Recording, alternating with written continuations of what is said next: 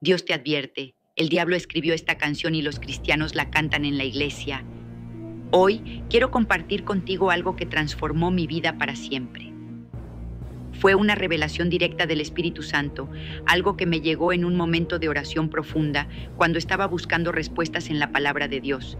Imagina esto, estaba sola en mi habitación, con la Biblia abierta, y de repente sentí una presencia abrumadora, una voz interior que no era mía, sino del Espíritu Santo mismo, hablándome con claridad absoluta. Me dijo: hija mía, hay canciones que se cantan en las iglesias, pero el diablo las escribió. Los cristianos las entonan sin saberlo, y eso abre puertas a influencias oscuras. En ese instante, mi corazón se aceleró. Un escalofrío recorrió mi cuerpo y supe que esta verdad tenía que ser compartida. Esta revelación no solo cambió cómo veo la adoración, sino que me liberó de cadenas invisibles que habían estado atándome durante años. Antes de esto, yo era como muchos. Asistía a la iglesia, cantaba los himnos con entusiasmo, pero algo en mi espíritu no estaba en paz. Sentía una inquietud constante, como si hubiera una brecha entre lo que profesaba y lo que vivía. Pero después de esta revelación, todo encajó. Mi vida se llenó de una paz genuina. Mis oraciones se volvieron más poderosas. Y empecé a discernir las trampas del enemigo en áreas que nunca imaginé. Tú también puedes experimentar esto. Si sigues escuchando, si permites que estas palabras penetren en tu corazón, verás cómo Dios te advierte directamente a ti. No es casualidad que estés aquí ahora, viendo este video. Dios te trajo para que escuches esta verdad y tomes acción. Permíteme guiarte paso a paso a través de esta revelación, extendiendo cada detalle para que entiendas el contexto amplio, la historia detrás y el impacto profundo que ha tenido en generaciones enteras de creyentes. Comencemos por el principio, porque para entender cómo el diablo puede escribir canciones que se cantan en la iglesia, necesitamos remontarnos a los orígenes de la música en la adoración cristiana. La Biblia misma nos enseña que la música es un regalo de Dios, diseñado para glorificarlo y edificar el espíritu humano. Antes de continuar, te invitamos a darle me gusta a este video para que YouTube lo recomiende a más personas y así puedan aprender más de la palabra de Dios. Y si no te has suscrito, hazlo ahora, es gratis, y activa la campanita para que no te pierdas los próximos contenidos. Continuemos. En el libro de los Salmos, que es el himnario más antiguo del pueblo de Dios, encontramos innumerables invitaciones a cantar y alabar. Por ejemplo, en el Salmo 100, versículo 4, dice: entrad por sus puertas con acción de gracias, por sus atrios con alabanza, alabadle, bendecid su nombre. Aquí, la música no es solo un entretenimiento, es una puerta de entrada a la presencia divina. Históricamente, en los tiempos del Antiguo Testamento, el rey David organizó coros y músicos en el templo con instrumentos como arpas, liras y címbalos, como se describe en Primera de Crónicas, capítulo 25. David, un hombre según el corazón de Dios, entendía que la música podía elevar el alma hacia lo eterno. Pero, y esto es crucial, la música también puede ser pervertida. Analicemos el impacto. En la historia de Israel, cuando el pueblo se apartaba de Dios, incorporaban músicas de naciones paganas, lo que llevaba a idolatría y juicio divino. Por instancia, en el libro de Amós, capítulo 5, versículo 23, Dios reprende: aleja de mí el bullicio de tus canciones, el sonido de tus arpas no escucharé. Esto muestra que no toda música que parece adoración es aceptable ante Dios. Debe provenir de un corazón puro y alineado con su voluntad. Extendiendo esto al Nuevo Testamento, en Efesios capítulo 5, versículo 19, Pablo exhorta: hablando entre vosotros con salmos, con himnos y cánticos espirituales, cantando y alabando al Señor en vuestros corazones. Aquí, la música es espiritual, no carnal. Históricamente, en los primeros siglos del cristianismo, los creyentes cantaban salmos y himnos simples, basados directamente en las Escrituras, para evitar contaminaciones del mundo romano pagano, donde la música se usaba en rituales a dioses falsos como Apolo o Dionisio. El impacto de esto fue monumental. La música pura fortaleció a la iglesia primitiva durante persecuciones, uniendo a los mártires en cantos de fe. Pero con el paso de los siglos, durante la Edad Media, la Iglesia incorporó cantos gregorianos que, aunque solemnes, a veces se rigidizaron en rituales vacíos, alejándose del espíritu vivo. Luego, en la Reforma Protestante del siglo XVI, Martín Lutero revolucionó la adoración al traducir himnos al lenguaje común y animar a la congregación a cantar.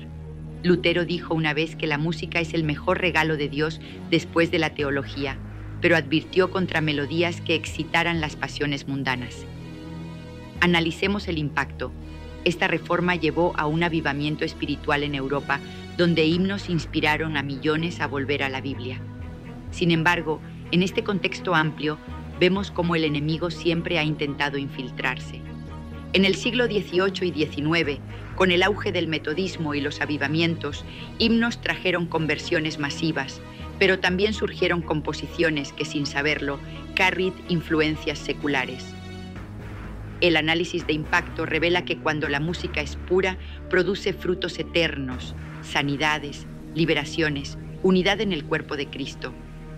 Pero cuando es contaminada, genera confusión, divisiones y un falso sentido de espiritualidad. Esto nos prepara para entender cómo canciones específicas que parecen inocentes podrían haber sido inspiradas por el diablo mismo. Ahora, profundicemos en quién es el diablo y cómo opera en el reino de la música.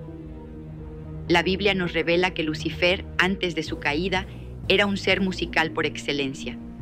En Ezequiel capítulo 28, versículo 13, se describe: En Edén, en el huerto de Dios estuviste, de toda piedra preciosa era tu vestidura.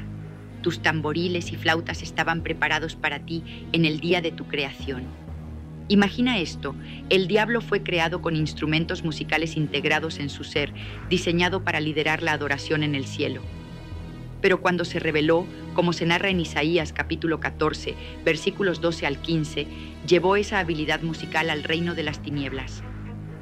Históricamente, esto se ve en culturas antiguas. En Egipto, la música se usaba en rituales a Osiris. En Grecia, a través de oráculos inspirados por espíritus.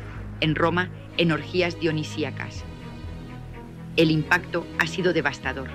La música pagana ha llevado a idolatría, inmoralidad y posesiones demoníacas a lo largo de la historia. En la Edad Media, se documentaron casos donde melodías de bailes profanos se infiltraron en misas, causando escándalos y divisiones en la Iglesia. Durante la era colonial, en América, ritmos se mezclaron con himnos cristianos, creando géneros como el gospel, pero también abriendo puertas a influencias espirituales mixtas. Analicemos esto. En el siglo XX, con el rock and roll, influencias del oculto alteraron el cerebro, induciendo estados alterados similares a trances demoníacos. La PNL nos enseña que palabras y melodías poderosas pueden anclar emociones profundas. El diablo usa esto para programar mentes subconscientemente. Por ejemplo, en 2 de Corintios capítulo 11, versículo 14, dice: Y no es maravilla, porque el mismo Satanás se disfraza como ángel de luz. Así, él puede inspirar canciones que suenan piadosas, pero carry un espíritu de engaño. Extendiendo el contexto, en avivamientos del siglo XIX, el Espíritu Santo se movía a través de cánticos espontáneos, pero advertencias proféticas surgieron contra himnos no inspirados por Dios. El impacto en la vida de los creyentes es profundo. Cantar lo equivocado puede bloquear bendiciones, como se ve en testimonios de personas que, al dejar ciertas canciones, experimentaron liberaciones milagrosas. Tú, que estás escuchando, imagina cómo tu adoración podría estar siendo sabotada sin que lo sepas. Esta revelación me llegó cuando el Espíritu Santo me mostró cómo el enemigo ha escrito canciones que se cantan en iglesias modernas, disfrazadas de devoción. Pero hay varias en particular que destacan, y es hora de revelarlas una por una, extendiendo cada una con su contexto histórico, análisis de impacto y versículos bíblicos relacionados. La primera categoría de canciones que el diablo escribió y que millones de cristianos cantan en la iglesia sin sospecharlo son aquellas que glorifican al yo sobre Dios. Estas canciones enfocan el empoderamiento personal, declarando cosas como yo soy suficiente o proclamando victoria humana sin reconocer el sacrificio divino, exaltando al hombre más que a Dios. Pero detengámonos aquí y extendamos ampliamente el contexto histórico para entender por qué esta afirmación es tan impactante. En la historia de la música cristiana, desde los himnos del siglo XVIII, como los de Isaac Watts, que enfatizaban la soberanía de Dios, hasta las composiciones modernas del siglo XXI, influenciadas por el movimiento carismático, hemos visto un cambio gradual. Watts, por ejemplo, escribió himnos basados en salmos que centraban todo en la majestad divina, inspirando avivamientos en Inglaterra y América. Sin embargo, en el siglo XX, con el auge de la música gospel contemporánea, compositores comenzaron a incorporar elementos de la cultura pop, donde el yo se convierte en el centro, similar a como en la antigua Babilonia la música exaltaba al rey humano sobre los dioses. El análisis profundo revela que durante el gran despertar en América, en el siglo XVIII, predicadores como Jonathan Edwards advertían contra adoración que inflaba el ego, citando Proverbios capítulo 16, versículo 18. Antes del quebrantamiento es la soberbia, y antes de la caída la altivez de espíritu. Estas canciones, inspiradas por el diablo a través de ambición humana, promueven orgullo disfrazado de fe, extendiendo el impacto. En iglesias modernas han llevado a una generación de creyentes que buscan bendiciones personales sin sumisión, causando divisiones y un declive en la santidad colectiva, como se vio en escándalos de líderes carismáticos en las últimas décadas. La Biblia en Santiago capítulo 4, versículo 10, nos exhorta: humillaos delante del Señor y Él os exaltará. El Espíritu Santo me reveló que el diablo escribe estas canciones para distraer de la humildad, y aunque Newton en su tiempo luchó con esto en su vida pasada, muchas canciones actuales cargan ese espíritu. Imagina cantar sobre tu fuerza sin mencionar la de Dios. Eso abre puertas a orgullo demoníaco. Esto cambió mi vida. Cuando dejé de entonarlas, sentí una liberación, como si un velo se quitara y mi adoración se volvió más pura. Sigamos con la segunda categoría, canciones que ofrecen gracia sin arrepentimiento. Estas hablan de gracia, amor y misericordia, pero omiten la necesidad de santidad, verdad o cambio de corazón, calmando al pecador sin convocarlo al altar. Extendamos el contexto histórico. En la Reforma, Lutero combatió la gracia barata con himnos que equilibraban misericordia y justicia, influenciando avivamientos en Europa.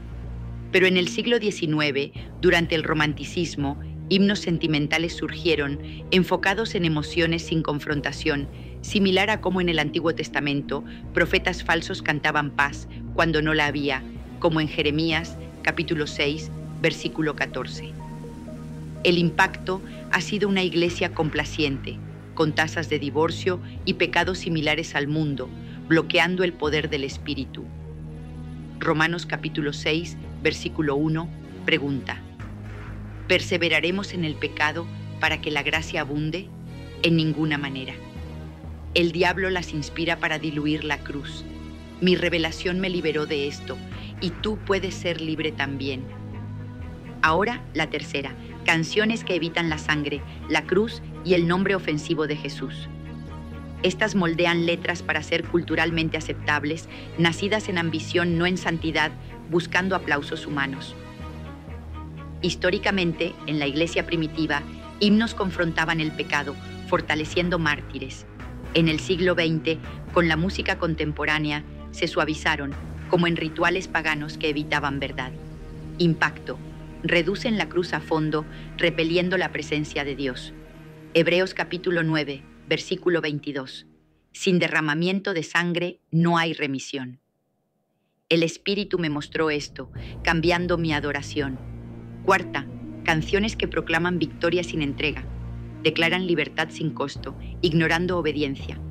Contexto: en avivamientos como Azusa Street, cánticos espontáneos venían de vidas rendidas. Impacto: engañan, formando creencias sin transformación. Lucas, capítulo 9, versículo 23.